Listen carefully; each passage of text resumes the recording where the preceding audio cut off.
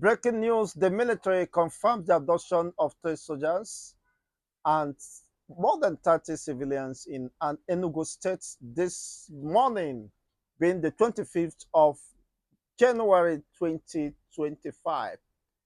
The incessant abduction, killing, and manning of the indigenous people within the eastern region is taking unusual dimension as every effort to curtail this excesses seems to have failed. The government, saddled with the responsibility of protecting life and property of the citizens, have shown with brazen impunity not being able or having the capacity to address the spikes of insecurity at the national level and within the locals or locality where they operate as the the chief security officer of their various states.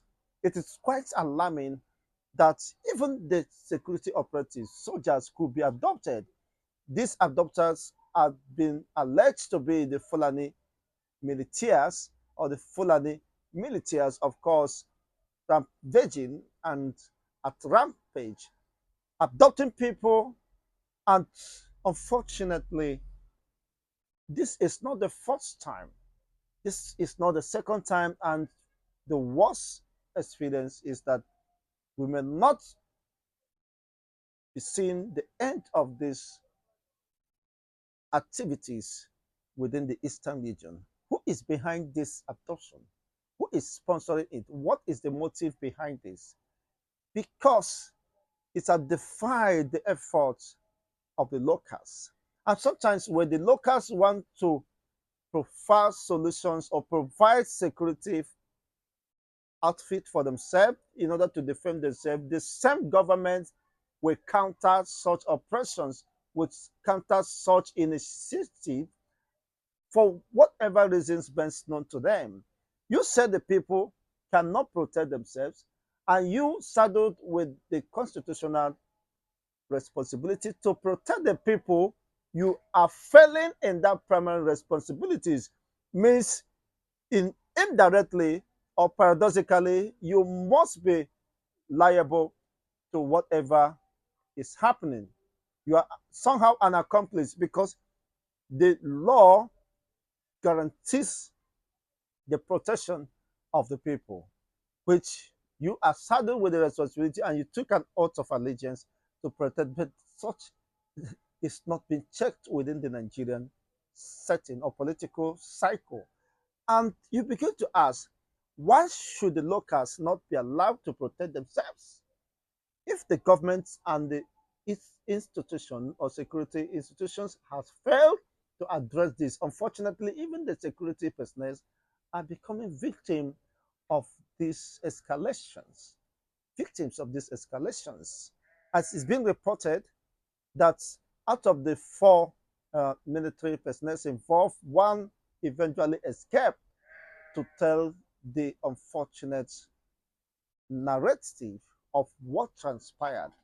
Now, the other three is at large, according to the release or signal released by the defense headquarters, confirming or affirming uh, the dastard incidents or occurrence this morning or today being the 25th of January. How long shall this continue? Some persons have argued or opined that foreign interventions, foreign interference has made it very difficult to fight this insurgency or the escalations of this insecurity, that some foreign vested interests are sponsoring this in order to scuttle and destabilize the region so that they can have access to certain minerals and exploitations of the natural resources within the regions. Their eyes is on the billions of cubics of gas deposits within the region, and for them to remain, of course, key players or detecting what plays out. necessary for them to destabilize the peace of the region. Now, if the government has interest of the people at heart, the government will explore every opportunity to address this, to seek for the consent of the people and discuss with them how best to we solve this problem. Since all the efforts, in quotes, if actually there were any serious commitment by the government, because if there are serious commitment by the government and the engagement with the locals, such issues would have been nipped at the bud. But today, the escalation is something worrisome, not just in Enugu. Of course, of most recent, in December, several adoptions was made in Anambra State. Anambra is now the den of kidnappers, and people are worried, raising concerns about their safety and security. Even Reverend Fathers were one of the Reverend Fathers adopted was unfortunately found lifeless after the adoption. It's quite unfortunate. And innocent employees, about three of them, was reportedly, of course, adopted, and their whereabouts is yet unknown as of this time of report. Is quite unfortunate. How do we get here? And what is the solution to this unfortunate and destructive experience in the eastern part of the country? Just as it's been confirmed that the DSS nabbed about 10 members of the Boko Haram within the southwestern region. So the infiltration of this terrorist group is quite alarming and very unfortunate that they have dispatched their members to wreak havoc, unleash mayhem against the Southerners. But unfortunately, the political elites and the governors started with this responsibility of governance, protecting life, which is the primary essence of government, has failed in this responsibility. They appear to be less concerned because perhaps it is not happening to their loved ones and their allies. If it were the children of the governor that was adopted, everywhere would be agog. All the instruments of the state, of course, will pull into action.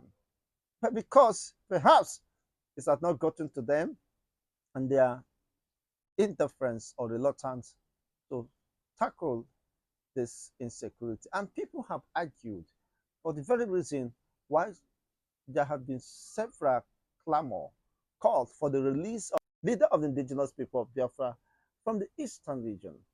That the release of Mazen Nnamdi Kanu will solve this insecurity rocking the eastern region by 85 to 90%.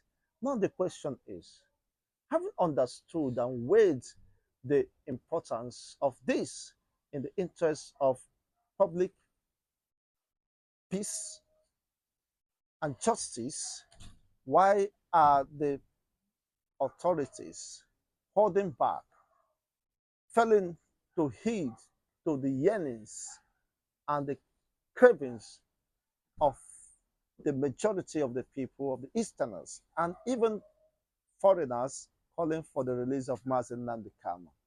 If they understand that the release of Mazen Nnamdi Kanu will quell the state of insecurity within the Eastern region and fail to comply with this, then they have vested interest in the destabilization of the Eastern region. They are making a lot of resources or money, of course, from that.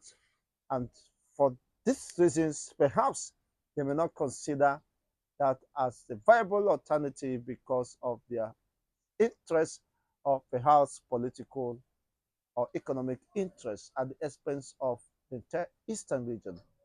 That's something they are protecting, and they prefer that to be preserved rather than the peace and tranquility, of course, to be restored to the eastern region.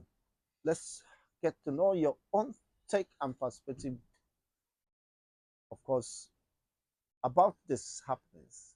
You know, now people are now vindicating Nnamdi Kanu, who set up Eastern Security Network, who operates within the forest in order to check the invasion, the invaders, and who are bent at unleashing mayhem on the indigenous people and rustling and grabbing their, of course, ancestral homes. So for this very reason, now you are fighting Nandekan, fighting ESN, fighting the Biafran Defense Force and all that. But you fail to protect the same people. It's quite unfortunate. What could that mean? Double standard. And of course, we are trapped in this mess.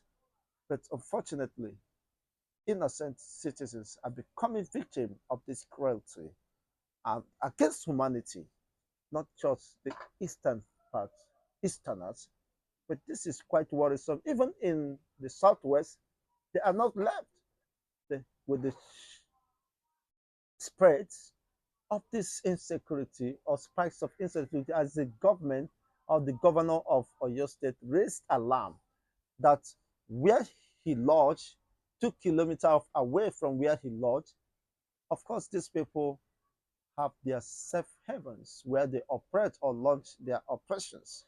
This is very disturbing. What is Nigeria turning to? What is Nigeria becoming?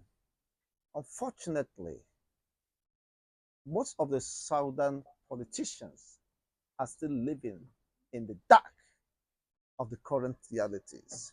That seems to be a coordinated conspiracy against the southerners, and eventually this is playing out as planned, but then it behoves on the southern people to understand the seasons and the times they are considering the risk and threat to the lives and existence of the entire southerners and begin to act proactively to save whatever is left. Otherwise, everybody will definitely become a victim. The survivors of today, perhaps, might become the victims of tomorrow. So everybody, every hand must be on deck to address this unfortunate development.